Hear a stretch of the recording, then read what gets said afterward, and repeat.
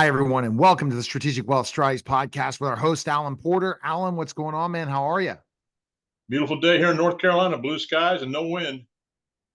Hey, you know what? It's great to be getting closer and closer to spring. We're almost there for sure.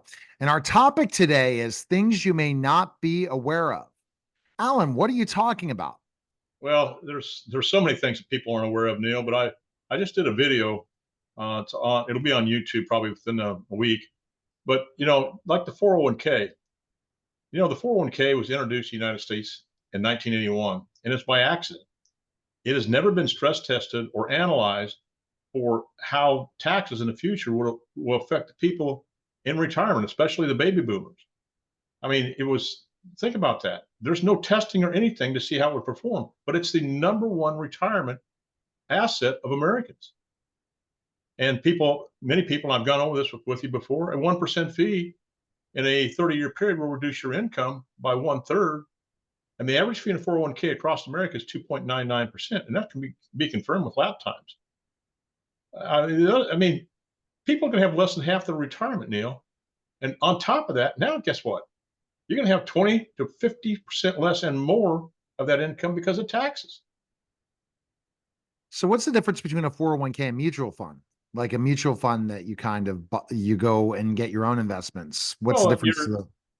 the mutual funds, they have fees that are over 4%. Wow. And you can have, that's what I tell people. I ask people, I said, well, I got a bunch of mutual funds there. And Morningstar rates it. And I said, what's the rating on that? It was a 5-star or 6-star, whatever it is they have, Morningstar does. I said, it's a 6-star when you're a 5-star when you bought it, but what is it 6 months later? It may be a 1-star. So mutual funds are traded 2 or 3 times a year. And when they do that, that incurs more fees for you to pay. People aren't aware of that. Totally. And so, and just basically what you're saying is a lot of people always hear their advisors say the average return is this. Would, um, what do people really need to know? Well, now think about this, Neil. I wanted to just give you a Reader's Digest version of this. Let's say that you had $100,000, okay? And you had 100% gain the first year. You've got $200,000, correct? All right. You had a 50% Yes. loss the next year. Now you're down to $100,000. Okay. And then the third year, you have 100% gain again. You're back to $200,000. But the fourth year, you had a 50% loss. Now you're back down to $100,000. Now you average that 100% gain, that 50% loss, the 100% gain, and a 50% loss. That's a 25% average return. But your actual return, Neil, is zero because you're right back to where you started at.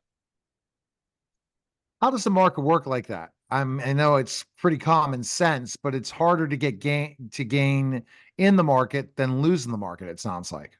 Well, the thing is, Neil, people don't understand if you have a 50% loss in the market, it takes you 100% gain just to get back to even. Now think about that. I don't think the market when it went down like 38 to 52% in 2008, it wasn't until the fall, I believe, of 2017 where it got back to where it was. And everybody thinks the market is doing great, but as compared with inflation, it's only a gain of 6%. During the previous administration, when the stock market was doing great, but it was a gain of 36% in your value, not just 6%, because the inflation was held down among many, many other things. And something that people don't understand, they're saying that the inflation rate is down tremendously. Well, the inflation rate doesn't take into account the price of gas or fuel. It's really around, I would say, 15 to 17%. I mean, I'd love to have that $1.89 gas back. I'll tell you that. Oh yeah. I've heard you speak about sequence returns risk. Can you Yep. kind of give me a detailed explanation of this and why people don't know about it? Well, first off, it will devastate a person's retirement. Now, understand, let's say that you have a 10-year period or a 20-year period, and you have a loss in the first 3 years of that 10 or 20-year period as compared to a loss in the last 3 years of that 10 or 20-year period. Okay, Neil, let's say that you had $1 million in that portfolio. Now, at a 4% distribution rate, that's $40,000 a year, but that's not guaranteed. Now, that Right. used to be the standard distribution rate to last, I believe, for 30 years. But now that distribution rate is down to 2.8%. That's only $28,000. And then you still have taxes on top of that. But you'd only need to have approximately, oh, well, get back to this.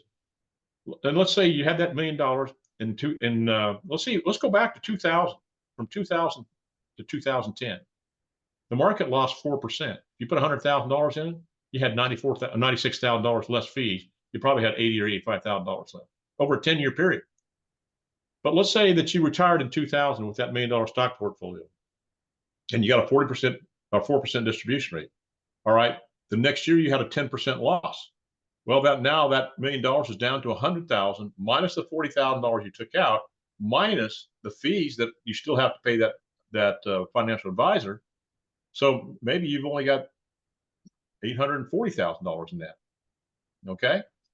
Now, instead of that 4% distribution rate, you've got to take a 7 or 8% distribution rate to give you the same $40,000. Right. And then if it happens again, now we're talking about a 10 to 15% distribution rate. It happens again, we're talking over a 20, 25% distribution rate. You're going to be out of money in your 8th or 9th year, maybe before. And a stock portfolio only compounds this risk, along with every other risk in retirement that cash value life insurance or fixed index annuities can mitigate or eliminate altogether. Things like number one fear in retirement, Neil, is running out of money before you run out of life. Stock portfolio can't guarantee you guaranteed income.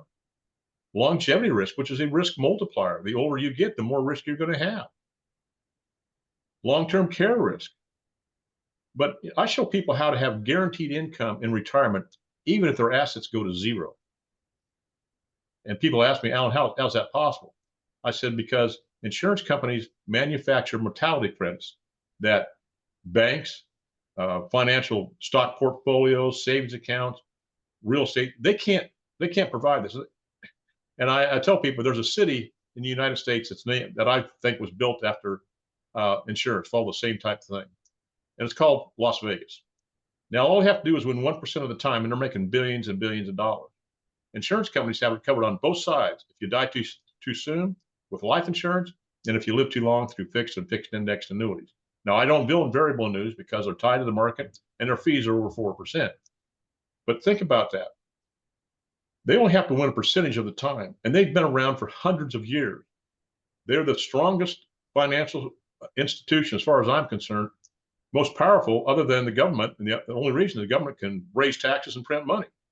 But they're the only financial entity that paid dividends during the Great Depression. Everybody else went under. And it's just a matter of education that people don't want to hear. We've been inundated by the propaganda of Wall Street and CPAs and financial advisors is max fund your IRA to get that big tax deduction while you're working.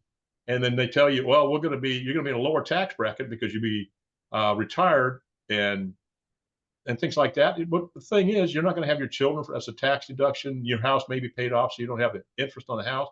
But believe me, when you go to retire, your expenses aren't going down. And I want to talk to people that want to live the same way they're doing now or in a better financial situation. I mean, the cost of healthcare alone for a couple age 65, Neil, I think it's at $340,000 that they've got to pay out. And that's just the Wow. average. That's a lot of money. And, there's things like Tom Hagner says, which day do you usually spend the most money all the time? And everybody says, well, Saturday we go out, Yeah. vacate or do whatever we would. But Saturday's the time we spend the most money. Well, guess what? In retirement, every day's Saturday. And now here's another expense that people don't take into consideration. And I do because I spend a lot of money on them. It's my grandkids. Now, some people do, some people don't, but I do. And I have a joy doing it because they're great. Yeah. It sounds like because of sequence returns risk, because of these specific things, you really don't have enough for retirement following the traditional ways. Well, the thing is, it's been proven by a Harvard study. If you have guaranteed income in retirement, you have a less stressful, happier, healthy, and longer life because you don't have to worry or the stress about the ups and downs of the market. I talk to people all the time that have gone out of money, lost all their money in the market. Wow.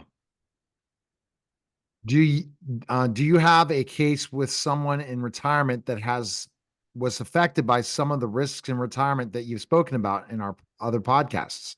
Well, absolutely. I've got a lot of them. I mean, they had millions of dollars in their stock portfolio, but that's the only thing they had, and they ran out of money. But the other thing, I had this one gentleman. Now he's a multimillionaire. He had $1 million in a stock portfolio in his IRA that he was going to will to his grandson. And I told him, well, you can't do that. He says, what do you mean? I said, well, I think I made him mad because I said, whose is that? He says, well, it's mine now. And there's my name on the account. I said, yeah, but you have a partner in this. It's called Uncle Sam. And at that time, this was back in 2017, I believe, he was in the 39.6% tax bracket, which we're going to in the January 1st, 2027. We're going back to the taxes that were in 2017. And some people in the 10%, excuse me, the 12% minimum tax bracket are going to 25%. Not everybody, but that's over 100% increase. All tax brackets are going up. But I told him, I said, you got a partner in this. It's called Uncle Sam. Just at federal taxes alone, you've lost 40% of that stock portfolio. So now you're down to $600,000. And I said, you can't transfer that money to your grandson because of the Secure Act that was enacted a year and a half or two ago. And I said, because the money that has in these accounts can go to your spouse or a disabled person, or it has to be spent in a 10-year period, taxed at whatever your beneficiary's tax rates are. And then I asked him, he was 65 years of age, Neil, and I asked him, what about your required minimum distribution? He said, Alan, what are you talking about? I said, if you don't take the money, at that time it was 70 and a half. I think it's 72 to 73 or 75 right now, depends on when you're born. But if you don't take the amount of money from your qualified plans, 401k, IRA, or things like that, that the government tells you to take, it's a 50% penalty plus all your taxes. And his eyes got about this big. I said, you're going to have less than 5% of your money. You've got federal tax, you've got state tax, you've got ATM tax. It's just the taxes go on and on and on. And here's a Congressional Budget Office report put out in the fall of 2022 on a $31 trillion deficit. If taxes aren't raised by over 66% by the year 2030, we can't even pay the interest on the debt. The country's going to go bankrupt. Well, Neil, it's now over $34 trillion and growing. It's crazy. If people took a different mindset, an out of the box way that you teach, Alan, they're not going to be stressed as much about this. They're going to be, purchasing cash value life insurance than annuities, and really budgeting, getting rid of a lot of their debt, and really having a stress-free retirement, debt-free. That's the bottom line. And the other method is there's too much risk. And you're going to be spending a ton because they're not going to be teaching the things that you're teaching, right? About being responsible. I'll give you a perfect example. My brother-in-law is down here visiting, and he's 68 years of age.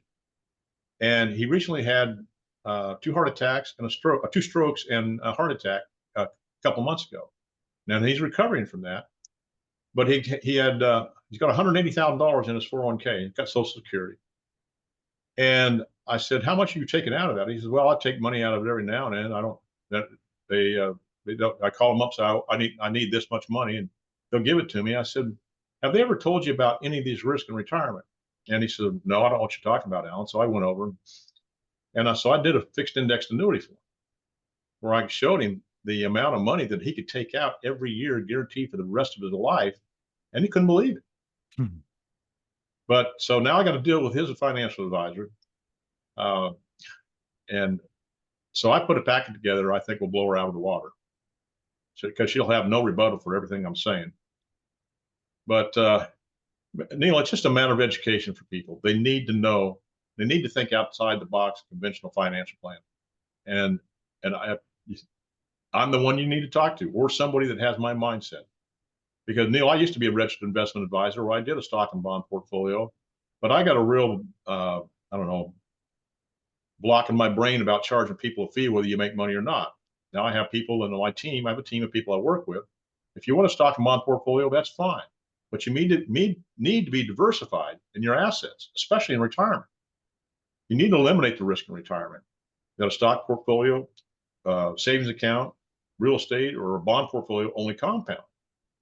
And I'll have other people, the top CPAs, tax specific attorneys, and other specialists in their fields, and we collaborate together to give clients the best possible scenario for their financial problem. And I'm very, very passionate about this, as you well know. And I had a guy today said, Alan, you're 70 years of age. When do you think you're going to retire? I'm never going to retire, Neil, as long as I have a healthy mind and I can educate people. Yeah, you'll have a healthy mind. You keep reading, working out, and keeping that brain active and enjoying life. Best place people can go is strategic wealth, the number 0 at gmail.com.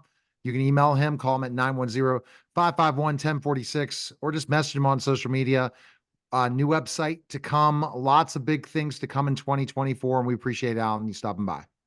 You bet. Have a great day. All right. That was the Strategic Wealth Strategies podcast, guys. Take